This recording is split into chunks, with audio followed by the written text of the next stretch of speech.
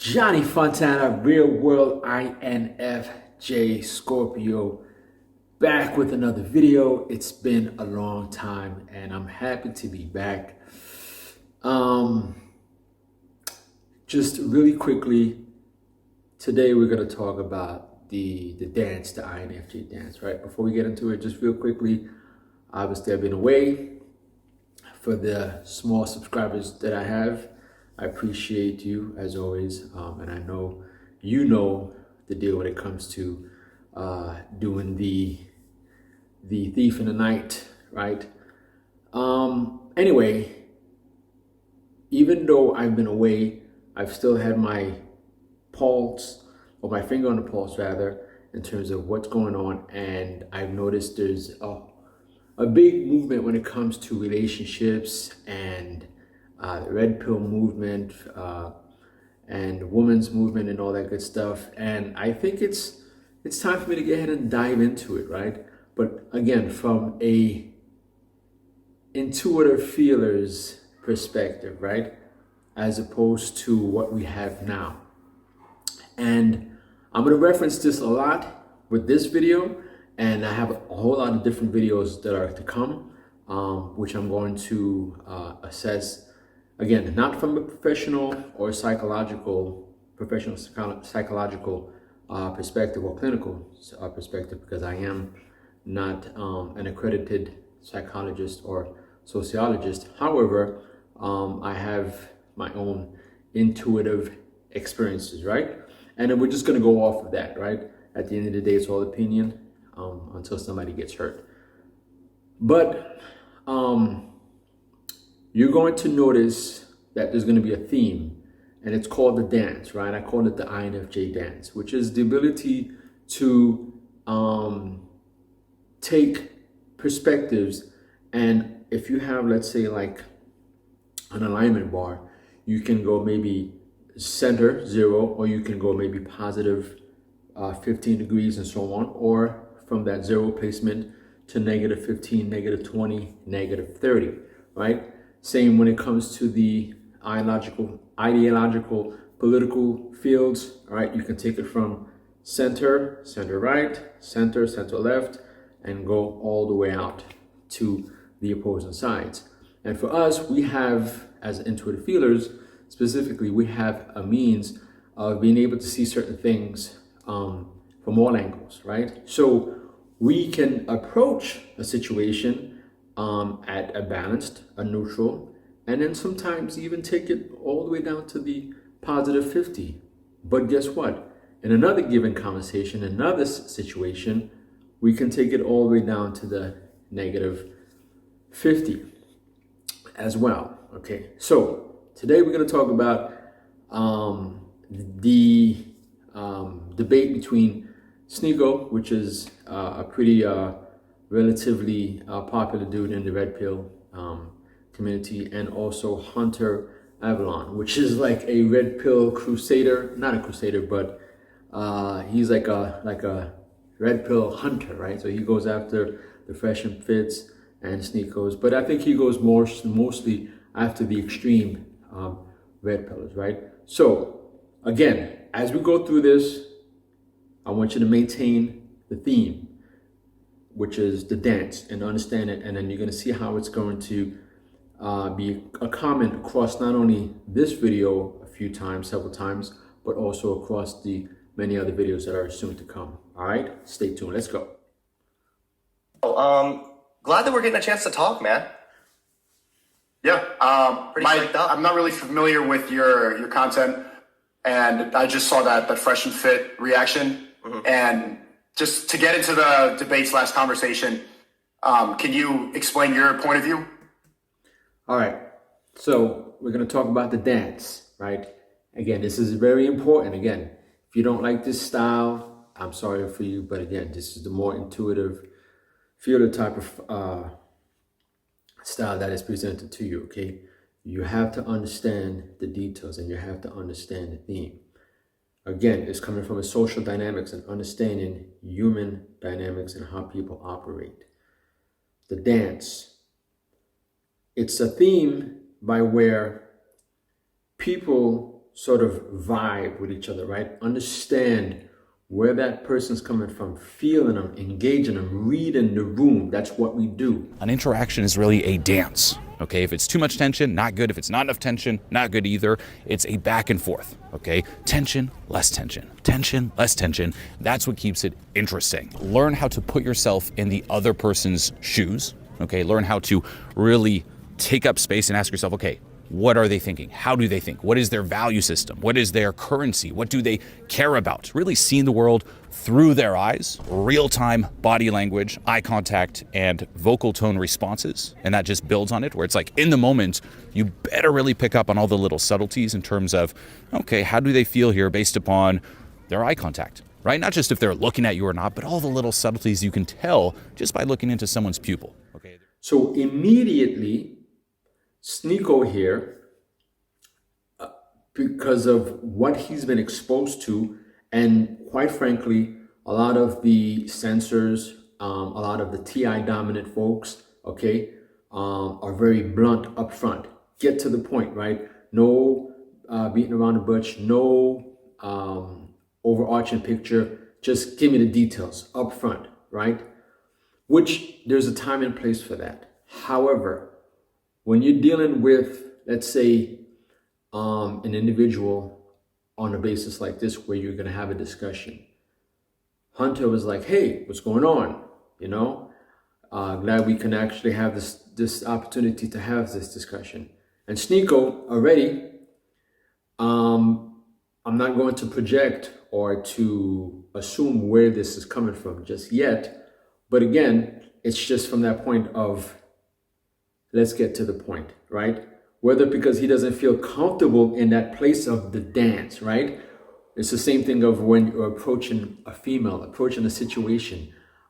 Instead of actually saying, hey, how you doing?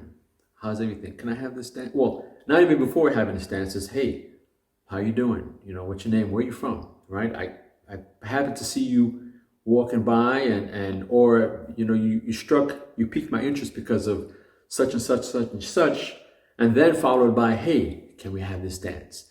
Can I have your number? Would you like to have some coffee sometime, right? Being uncomfortable, or being comfortable rather, in an uncomfortable position. And right here you can see that he's not comfortable being uncomfortable. He's comfortable when he's on his, right? When he's on his edge and he can, you know, get to it, but he's not comfortable being uncomfortable in that space where there's that dead space, where there's that dance, where you have to sort of give a little bit of this and that, right? So we're going to continue and see where this takes us. Well, I thought that we were going to talk about masculinity primarily. So I'd be more than happy to just jump into that, because when...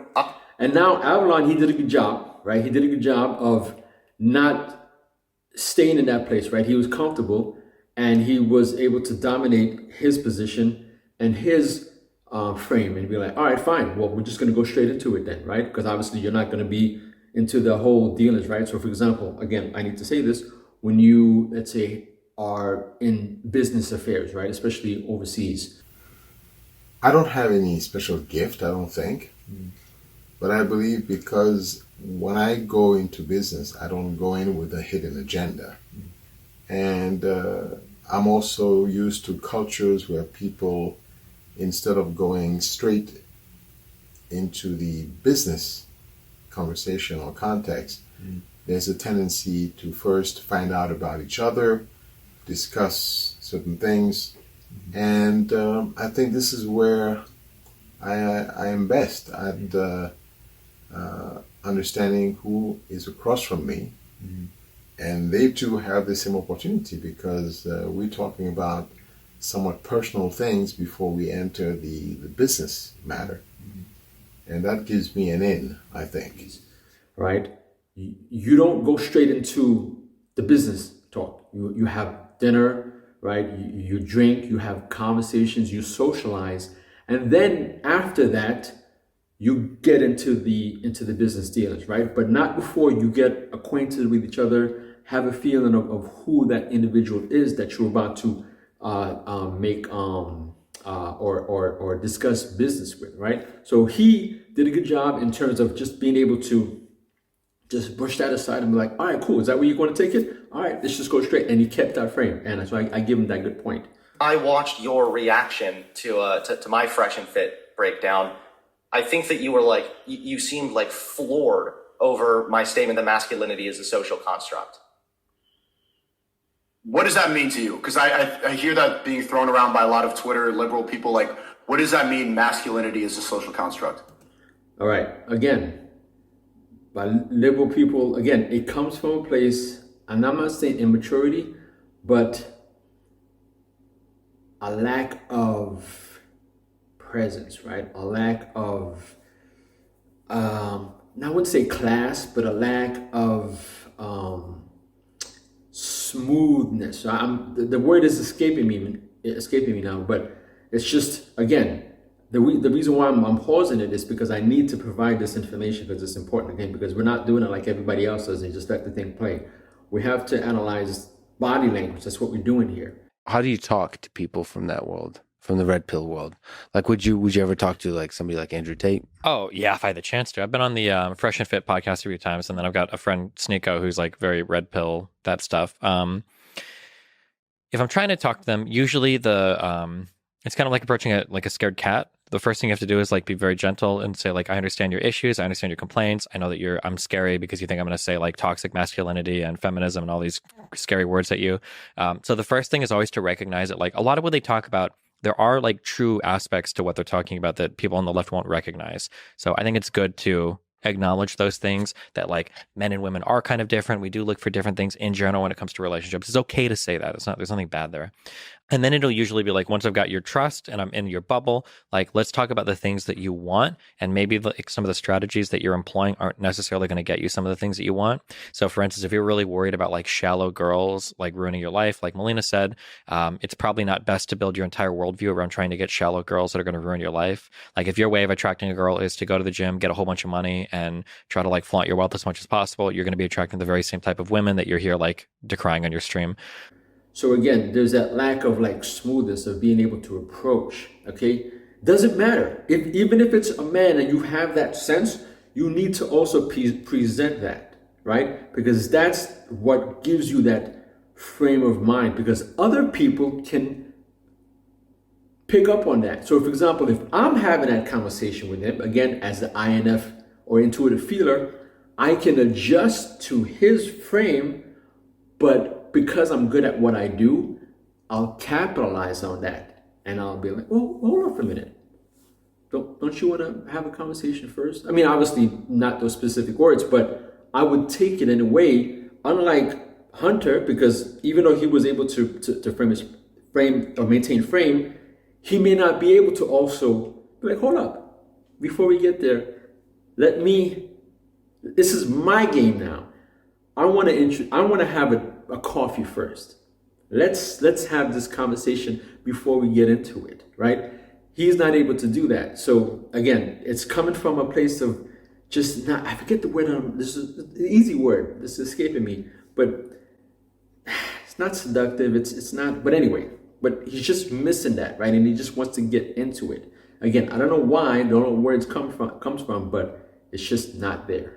So what it means is a lot of the times people think that masculine and male are just one and the same, like synonymous, when in reality there is biological males, of course, and then the expectations that we place on those males, how they should communicate the fact that they are male, is masculinity, and it's that is socially constructed. Very well said. So there are definitely biological characteristics that we have classified as masculine, like physical strength, right? But there's not any one way to be masculine. And finally, I think another good example is that height. It's not one way to be masculine?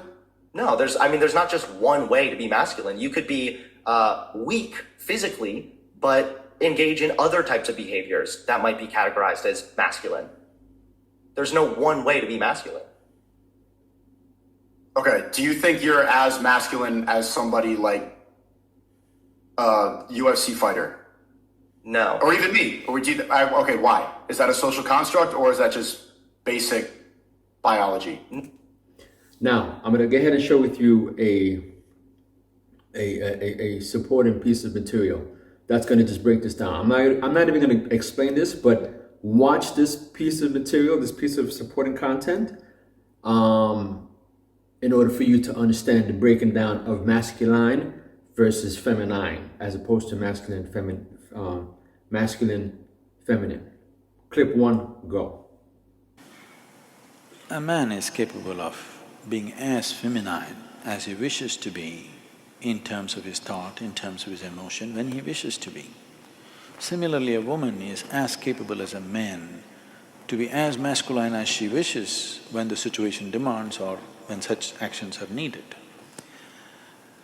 Right now we have created education systems which are purely masculine, which is producing women also. Whether you like it or not, unfortunately, the idea of success has become masculine. Those who want to be successful, even if they're women, they're becoming like this, which is a serious damage to humanity. If you take away the feminine from the world, everything that's gentle, everything that's beautiful, everything that's aesthetic, everything that is the subtler aspect of life will disappear, and only providing and survival aspect of life will exist. Right now, there is a serious concern about this. You see what I'm saying to you? No, because what you're missing is that we as humans have categorized these certain behaviors as being masculine. So you saying, I have big muscles, we have categorized that as masculine. Women can have big muscles, but it doesn't mean that she's necessarily masculine. Similarly, height also is oftentimes considered masculine, and that is also based on biology, but it's women who wear high heels to become taller, and that's considered feminine. So height can be masculine, but if a woman is tall because she's wearing high heels, that would be feminine. There's no one way to be When masculine. you say social construct, when I hear people say this, it basically just comes down to the fact that you're just like, humans have definitions for words. That's it. Well, partially, yeah, but that doesn't mean that everything is a social construct. Because again, it's not just the definitions, it's also what is the definition referring to. There's a collection of behaviors that are laid out in society as to how men should behave. And that's considered masculinity. I can give you an example here.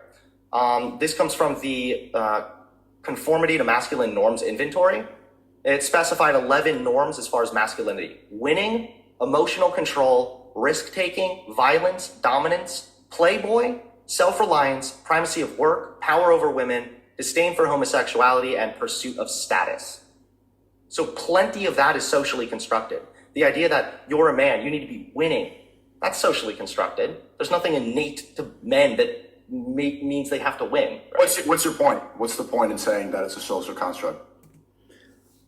Again, referring back to the previous clip and this conversation, you can understand that, number one, they're speaking past each other, right? And that'll be further displayed later on. But again, they're on two different terms because of the extreme line sight by Sneako and Hunter being or attempting to provide a sort of a logical perspective that can say, hey, listen, I'm not saying this is all the way, but here you can have it this way. And this is what I'm talking about when it comes to the dance. The dance is this. Hunter, and I'll further explain this later, he may not be able to fully understand the realm that which Sneako lives in, right? That red pill, that movement, that, hey, women need to be, in my frame, I set the tone, sense of purpose, get your money up and all that, blah, blah, blah. Well, he may acknowledge it, but he doesn't live in that frame. He doesn't experience it as like someone like Sneako does, okay? Or even to that extent, to that minor extent. Sneako, on the other hand, does not experience the level of emotional IQ that Avalon does when it comes to empathy and understanding. Okay, keep that point of view. But again, that's the dance that we talk about, the INFJ dance, or the intuitive feeler dance, right? My point is that we have decided that certain behavior is masculine. And so long as we're able to acknowledge that, we can also then have conversations about the aspects of masculinity that are harmful to men. Toxic masculinity? Partially, but I also recognize how that term has been just completely... Well, that's what you're saying. You're saying harmful masculinity, it's the same thing. So you're saying that there's certain parts of masculinity that we shouldn't embrace. We should let that go because it's toxic, harmful. Well, yeah, partially, yes, but it's not just toxic to like the women, right? It's toxic to the men. It hurts men specifically. And that's why I try to... What parts of what do you think is toxic masculinity? The idea that you should suppress emotion. The idea that showing, if you cry, for example, as a man, that's seen as being weak. That is absolutely detrimental to a man's mental well-being. You're really going to argue with me and say that crying isn't weak? Now, again, this is, again, the dance of understanding the mindset of Sneako. He's not asking because he's intrigued or he wants to, he wants further perspective or he wants further context. He's like, I'm interested, teach me, right? I'm interested in your perspective and maybe I'm seeing it differently. Or maybe you can add another layer or another aspect to which I haven't taken in yet, right? So he's not open to that. It's, again, not from a defensive, but more so of an offensive. And like, well, prove it. Show me. What are you talking about? Right? Oh, you're using those terms, right? Toxic masculinity, boom, boom. So as soon as Hunter brings up that point, again, there's no higher level of consciousness, right? Of awareness, of social awareness, of understanding. It's not just simply toxic masculinity and we're done with it.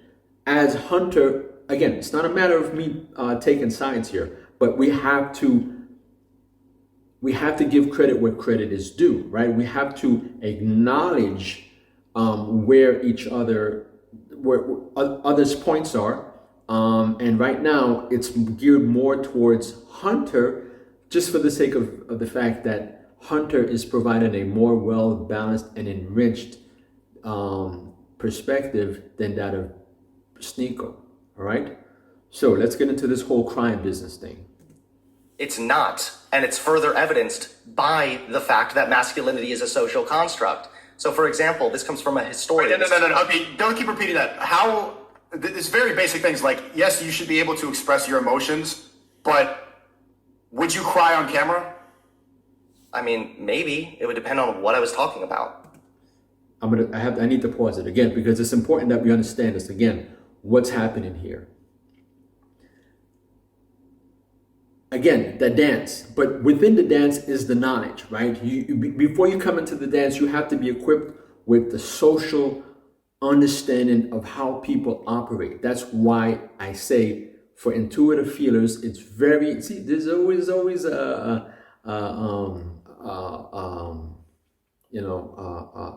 a theme, but there's always some learning, all right, to be had here. Hunter, again, when you see the screen, it's got its notes. And again, we do the same thing. I know I do the same thing, but guess what I've learned? And that's why I say intuitive feelers need to expose themselves to a lot of different people to understand how to navigate and what works and what doesn't work. So, as an intuitive feeler who's, again, been exposed to many different personalities, a lot of sensors, a lot of TI folks, a lot of folks in different perspectives, whether it be because I'm prior military, I'm also prior government, prior, other aspects. And I've dealt with many types of personalities. So I know that up front, this whole thing with the what he has right now, the notes, it's not going to work with Sneako, because Sneako is not going to sit there. Like, I already know that even before having a conversation with him, right? So my approach has to be different.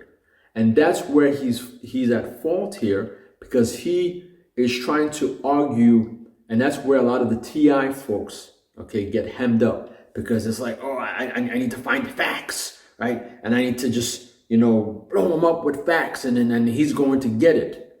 No, these folks are not going to get it. They may get it, but it's not going to be through that means, right? They're not going to get it through you just spraying out all kind of facts and thinking that they're going to get it. You can get to it because it's a dance. You can get to that dance. You can get to that coffee break, right? You can get to that dinner or that movie with that individual. But you have to understand how to get to it, and it's a dance. But you have to know and be able to identify that kind of a person. Even before you get there, read the body language, and as soon as that person speaks, I know where that person is going, because you go back to your subconscious lens and you recall all the instances that you dealt with someone based on their features, their character, their smell, all the little tiny points that you registered, and then you recall it, and then now you can say, this is how I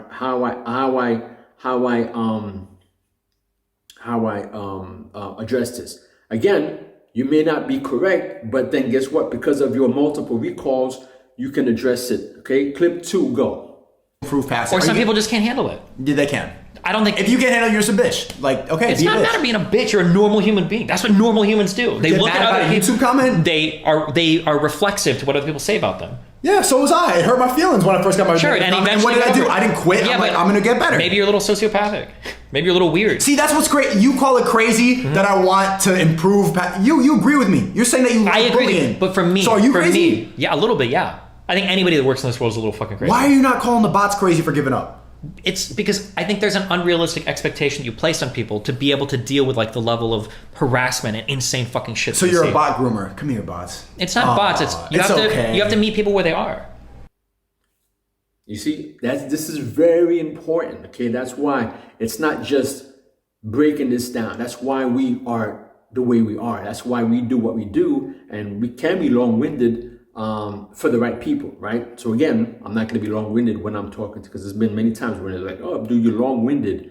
I've had to learn to adjust to the folks who are a little bit more blunt and upfront and not go so deep. So that's why if I'm arguing with him, I'm not going to go into the details. I'm not going to show him all of this, because he's not ready for it, because we talked about it before. Blunt upfront, he's just ready to go. So even then, he should have realized, don't break out these notes, because it's not going to work.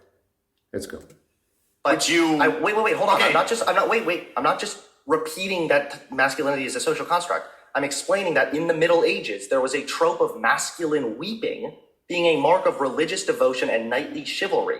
So by the 16th century, it was well established that a masculine man was supposed to have deep emotions and to show them, in some cases, through tears. I appreciate that. So the fact that at one point that was masculine, and nowadays not showing emotion is considered masculine, demonstrates that masculinity has changed, which demonstrates that it is a social construct. Because you have one thing from the 16th century that you just read?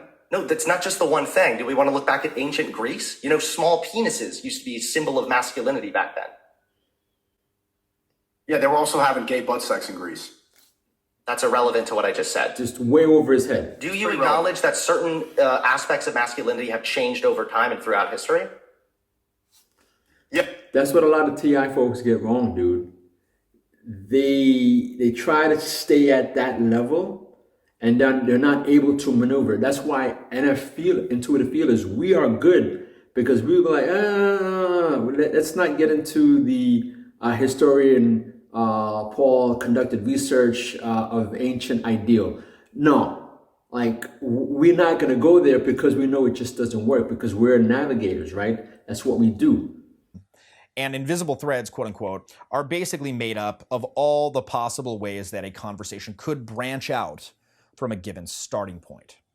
And once you've done enough interactions, thousands and thousands, you'll start to get a pretty good idea of what most of the invisible threads are for a given conversational topic, or a given story, or even a given theme of conversation. And once you know that, it becomes very easy for you to dominate the conversation and control the frame, because you'll basically have a prepared response for any contingency that might arise. So for example, if I'm talking to someone and let's say I say this, well, I know that, again, there's an infinite number of things they could say, but my experience has taught me that there are about 4 or 5 things that they usually do. And for each of those 5 things, I've cultivated a variety of responses, each one imparting a different emotional tenor to the interaction, taking it in a different direction. And I can pick and choose from there. And for each of those, I know that there's about 3 or 4 things that people usually respond to those, and I've cultivated responses for those as well, so on and so forth, and it keeps branching down and down and down. And of course, the more data sets and the more unique interactions that you have under your belt, the more complete and fleshed out that tree of invisible threads is going to be. Yeah. Okay. But you can be steered and go off into the wrong things. But masculinity and femininity is parallel in every single animal kingdom. Not just humans, but you don't see the leader, the father of a family in any animal needs to be strong, needs to be guided, needs to be winning, bringing food to the table. And if you waste time crying, then someone else is going to eat you alive. Well, we are animals, but we are not animals in the sense that we operate only on instinct. We're human beings. We have far more complex mental capacity. And you're wrong, because if you want a man to provide for the family, that man needs to be mentally strong enough to do just that. And when you suppress your emotions because you're afraid of looking weak or looking feminine, you are damaging your own mental well-being. It's not afraid of looking weak or looking feminine. It's just crying and being emotional as a man literally puts you in a vulnerable state. And no, you're it not doesn't capable, necessarily. Yes, at 100%, that's exactly what crying is being vulnerable. It is. And the more you put yourself in a vulnerable position, the quicker somebody else could take advantage of you. If you spend more time being emotional, then someone else will walk all over you. Okay, well, hold on. I think that you're a little bit confused. It can be vulnerable to express emotions and to cry, yes. Yeah. But I'm not advocating that men just cry all day, every day at everything. Yeah, there's a time and a place to appropriately express emotion, of course. But this isn't just for men. This is literally for every human being. Women shouldn't be melting down crying at the job either.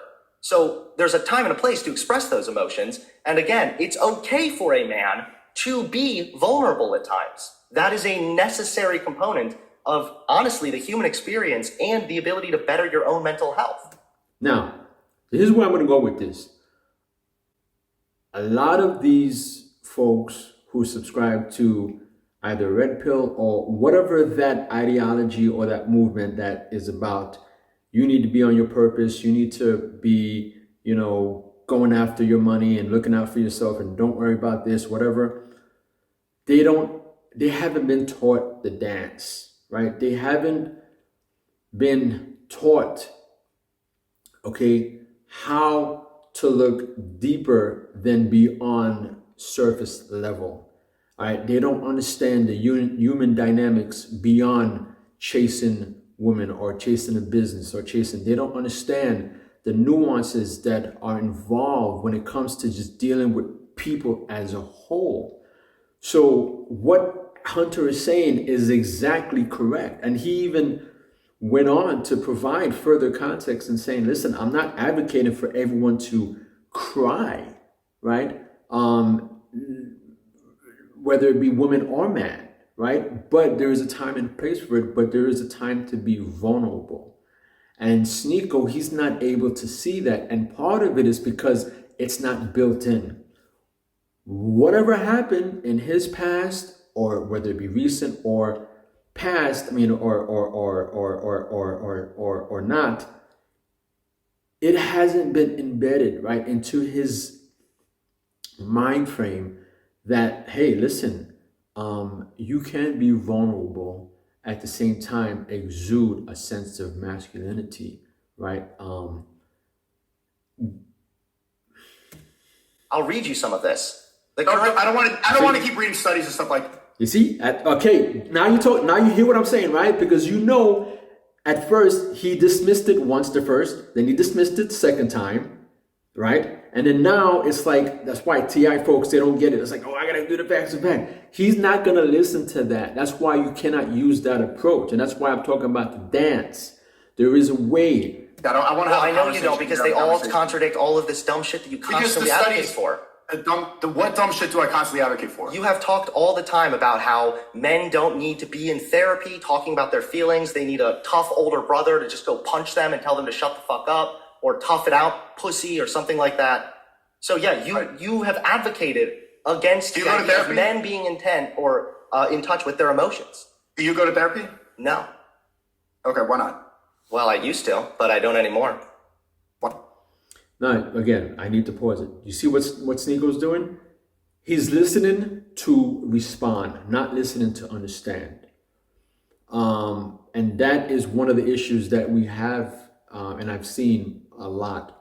Again, it's always been there. People think, oh, why are people getting offended? Why are people not listening? Why people are so divided? It's always been there. It's just that everyone is on a platform now, right? When we talked about this before, and I'll talk about it later in different videos, we are built for competition, to observe and to what do you call it again? To watch competitors beat up on each other, right? We are about winners versus losers, football games and everything else, right? Soccer, World Cup, right? We love that competition. We're a spectator society, right? But at the same time, what we used to have before in terms of just the physical, we have now, many of us have now transferred that experience onto the net. So the spectator experience now is clicking on, reaction videos of seeing, people argue, and like we love to see, people coming out and like saying some wild stuff and triggering others, and then the other person like get at them, and now you have your camps, and there's been times where people have been paid to come on these interviews and just to say, or even the panels, say wild stuff just so that they can get the clicks and the views, because that amps them up. Even though people are like, oh, that person needs to leave, people enjoy, that the entanglement that occurs between someone who just says something that's far-fetched or doesn't align with the other group, and the other group has to chastise them. Like people, that's what brings the clicks. So right now we're in a space where we enjoy this. So getting back to my point, but as far as what I was saying before, why'd you stop going? Why are you not in touch with your mental health? Going to therapy is not synonymous with being in touch with your mental health. But when you say they don't need to express emotion, or they don't need to be talking about their feelings, that is advocating for the very problem that is affecting men. You don't get it. So I don't say that you should suppress your emotions. You should feel it, you should go through it, but you should act accordingly. So you can be emotional and still do what you need to do. Going to therapy, wasting time, and even thinking that it's dumb shit that you should just keep pushing forward is going to be a time waster. So what happened to me recently, like when I got banned on YouTube, was obviously that shit made me feel emotional. 9 years of work, everything deleted, constant hit pieces about me, YouTube taking money away from me, my life's work all being stripped away. I could do what you want to do, go to therapy, I could talk about it, I could cry, or figure out a solution and still feel those things. No, but so men have the. I'm not done with my point. Well, your point is irrelevant here and doesn't actually help your argument, because you're You didn't hear my point. I don't need to hear any more of your point or your personal anecdote. I don't give a fuck. The problem it's not a personal anecdote. The problem here, Sneako, is that you are creating a dichotomy. It is not either push forward or roll over and start crying at therapy. It's both. It's you can be in touch with your feelings and your emotions, learn how to work through that, and continue pushing on. I'm not saying people should just give up. You're making this into a dichotomy. No one said giving up. You're putting words in my mouth. Men have the capacity to feel emotions and then make the decision to keep going. Women and weaker people don't have the same ability to. They need to cry. They need to process it. But it can be processed through work. This new age idea that we need to go cry, that we need to go to therapy, that we need to talk about it, that I need to go on TikTok and talk about my problems is all a waste. Now, again, going back to the dance, this is where the intuitive feelers come in. Yes, there is a rash of folks going out there on TikTok and crying and then just posting whatever issues that they have on TikTok. There are a lot of people who are going online seeking validation, right? A lot of INFJs. You look at MBTI. It's all because, again, there's a platform for it. There's an audience for that. But again, Sneako is not well versed, right? In nuance, in understanding the various components, the various elements that are involved, because he just sees that and he just runs with it, as opposed to understanding that, hey, listen, you can have an issue, right? And you can feel vulnerable. But guess what? You also need an intuitive feeler. Like I made in my previous video, where that intuitive feeler will cry with you. Like me, I will cry with you. I'll be like, I'll give you that moment, right? It's called someone made that comment. It's called like the 5-minute funeral, right? You need a moment to feel like, man, like, you know, and however that comes across, however you want to display it, whether it be through crying, whatever frustrations, as long as it's not hurting anyone, undermining anyone, and it's reasonable and it's rational, okay? Sometimes irrational within your own little space, and no one can see it, but that's how you want to demonstrate, right, your sense of hurt, whatever. That's for you to do, right? You do that, and you can do it in front of someone who's going to be able to say, yo, do it. I'm listening to you. Talk to me. Cry. Right? Cry. Don't hold back. Cry. Let it out. Right? Okay. Are you good? You good? Do you need anything else? All right. Now let's work through this. Right? We work through it and then we just amp it up. Because as I'm able to see, okay, yeah, you're getting stronger and you're stronger. Okay, dude. All right. You know, like the INFPs. INFPs are good at this, right? They'll get to a certain point, they'll do that, but then it's like they just stop here. It's like, no. Let's go. It's like, whoa. How are you doing that? How are you able to just cry with me and like sit there and like go so deep and understand, but then now you're put, because that's what INFJs do, right? We can do that. And the point that I'm making is that unfortunately, we don't have a lot of folks, a lot of intuitive feelers, because it's not sexy. Even we talked about this before in the workplace. You know, as soon as you want to get into the field, no, right? That's why it's like everything's got to be like square up, you know, suck it up, you know, move forward, especially in the military, right? Or even in law enforcement, right? It's like, oh, I don't want to seem weak, because we don't have folks who can take that and be dynamic. We don't have a lot of dynamic. Even as intuitive feelers, there are not a lot of dynamic intuitive feelers who can be like, hey, I get you. Come over here. Cry with me. I'm going to cry with you. But then now, hey, let's get up, right? If you're not getting up, I'm going to tell you 3 times to get up.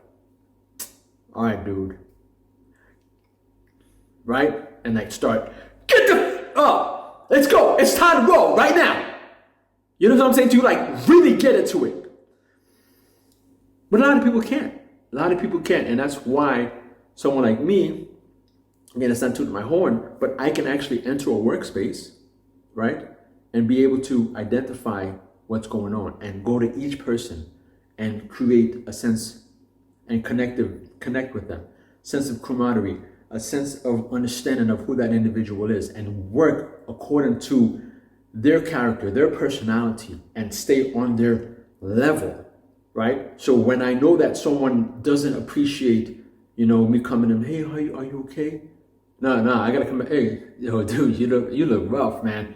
He responds to that rather than the other way where I can go to someone else and I'm like, he'll respond but more to, hey, You good? Like, I see you kind of down. That person will respond to that versus the other person who's not going to respond to that. But again, going back to what I was saying with Sneako hasn't had that experience because online, we don't have folks who are providing this kind of perspective, right? We're just either you're all the way in or you're sort of whatever. And even the people who are in this middle space, they're not really understanding where things are coming from. That's why I'm not, even though I disagree a lot with what Sneako's saying, I understand where it comes from and why he's not registering. See, that's the difference. And I understand that if I was with him, guess what? I would mentor him because I would give him that perspective that he doesn't. Of course, in the beginning, there would be a lot of this.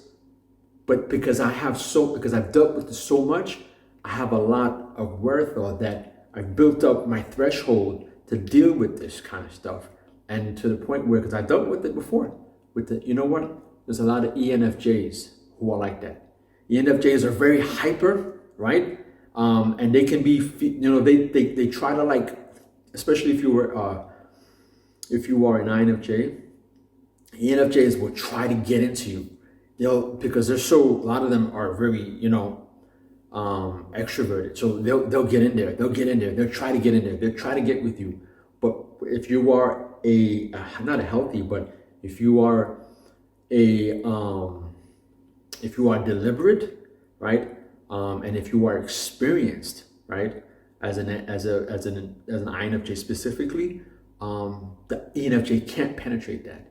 They will try. Sometimes they succeed. But after a while, the INFJ learns how to navigate around that ENFJ, and then it becomes ultimate respect. Now they know, I can't go there with that INFJ because it's not going to work.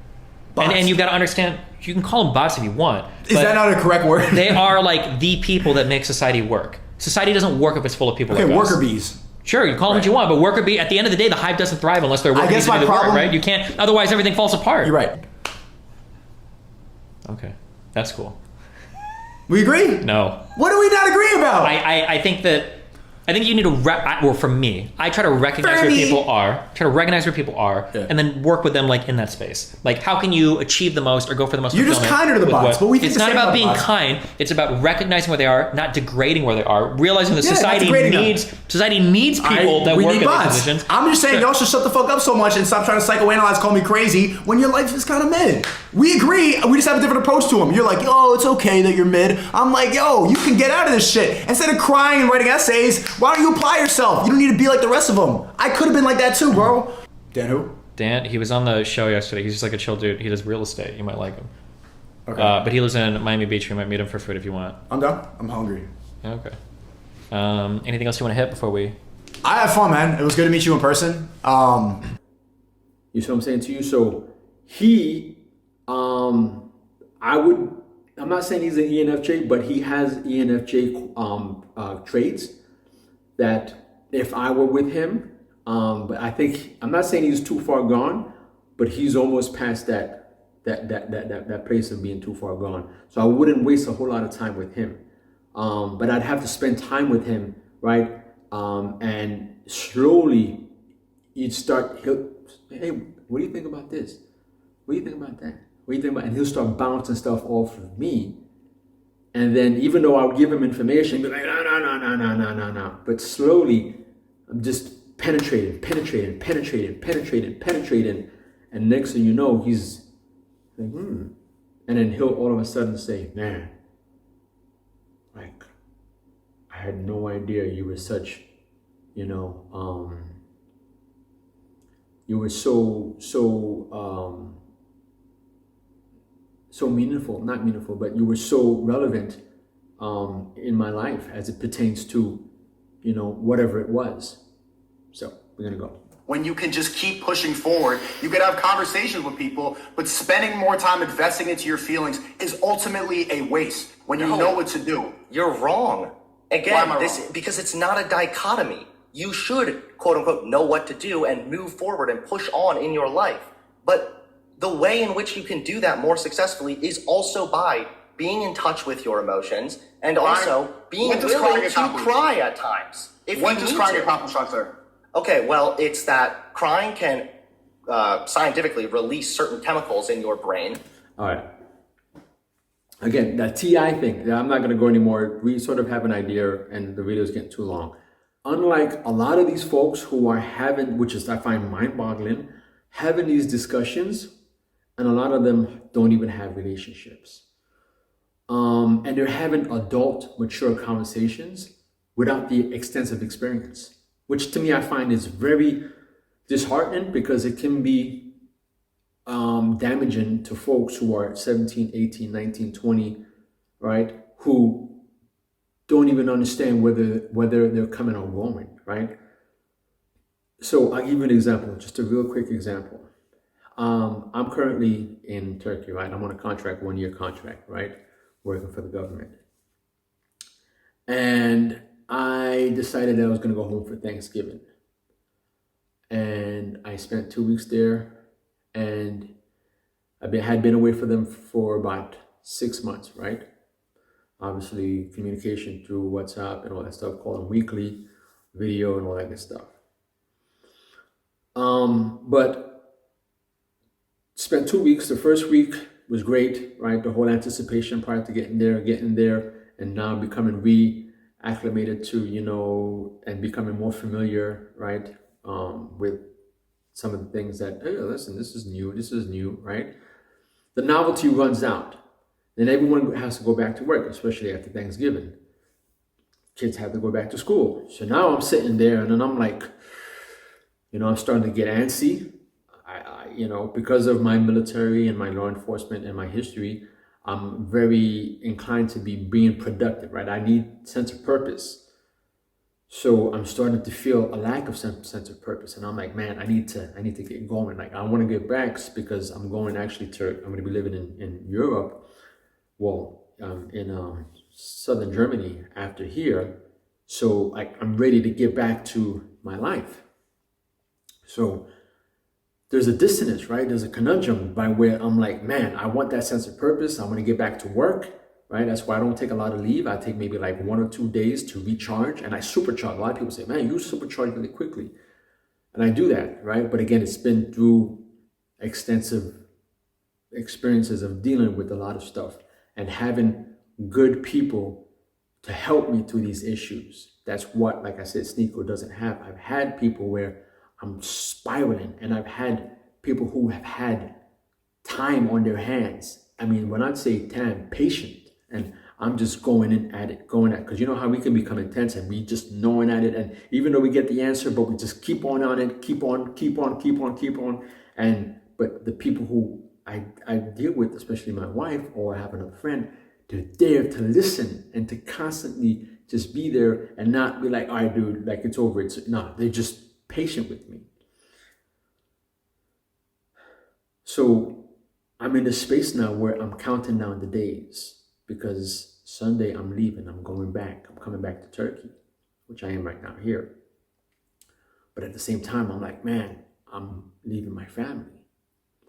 So it brought me back to a space when I was younger, because I come from a semi-broken, where I originally started growing up. I was raised by my grandmother, but then all of a sudden I went to move with my father. So every other weekend he would drop me off at my mother's, to spend a weekend, every other weekend. And when I would go there, he would drop me off on a Friday night or a Saturday morning. And let's say he dropped me off on a Friday morning or Friday night, I would become, okay, I'm good.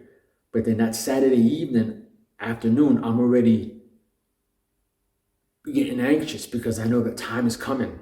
And I'm sure some of you NF feelers, right, the intuitive feelers, you get that feeling. You understand that what I mean. Like, it's that feeling of anxiety, like I'm about to leave or whatever the case may be. It starts bubbling. And then Sunday morning, you're like, oh man, this is my last breakfast. Oh, this is my last lunch. Oh, this is my dinner. And then like, oh, my dad's going to come pick me up. And like, it's just, you're freaking out. Like, you don't know what is going on, because it's like, like you want to get back to like school and get back to your regular life, because, you're living with your mother, but it's only weekend thing. So like, everyone has their life. And, you know, even at the age of 11 and 12 and 13 or even 14, 15, I understood that I didn't have my full life there. But at the same time, it's like, you don't want to leave your mom, right? And I'm like, ugh, and it was just tearing me apart. So me being at home, haven't done that before, left for a period of time. And that's why I didn't want to come, but I just decided because there, and I'll talk about it in another video in terms of me having to provide the fatherly presence because my daughter was going through some stuff. But I was like, man, like, I don't want to leave because of my family, but at the same time, it's like, I want to go back and be purposeful. And I had a breakdown, and I was talking to my daughter, and I was like, and then I cried. I teared up, and she, you know, she put her head on my shoulder, right? And then also I was like, all right, good, you know, but she saw me vulnerable, and I wasn't like, oh man, you know, no. I was just like, all right, Mr. But I was like, I told her, I said, I needed that, because I know a lot of the times I'll cry for like a good, you know, minute or two. I needed that. Like I need to cry. A lot of times I need to cry. Sometimes when I'm like, man, like it hasn't cried, like I'm holding it, like, dude, just cry. Because if you cry, by the time that things come, you're not gonna cry. You're not gonna cry anymore. So I went back inside and I was telling my wife about the situation. And I was like, babe, like, I just feel like I'm counting down the days, and like I want to be, you know, purposeful, but at the same time I'm leaving. It's just like I feel like anxious, and like this entire day it's just been so tough for me.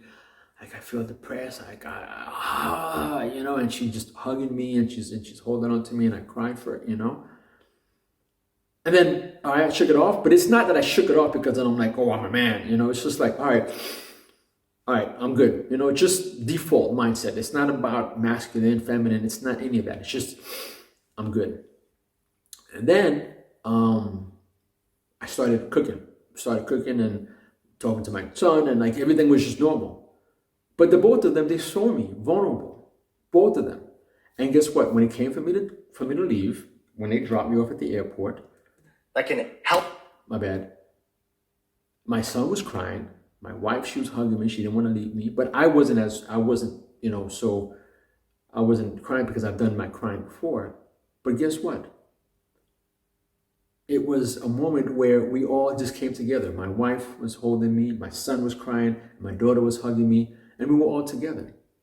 You see what I'm saying to you? And that's what it's all about, right? Again, 18 years married, 20 years, okay, knowing my wife, and having a 13-year-old and a 6-year-old son.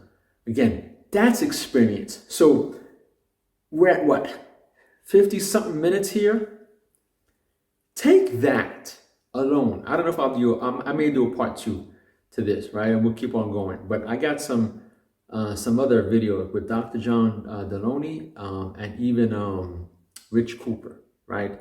Again, it's not about tearing anyone apart. It's about analyzing. That's what we don't do here. We don't tear people apart. We just constructively and critically assess and analyze the human and the social element of these discussions, right? These reaction videos are not to undermine or to put anyone down, but it's more to assess and to see, okay, where are these folks coming from, and what areas are they not understanding? And guess what? I'm not always right.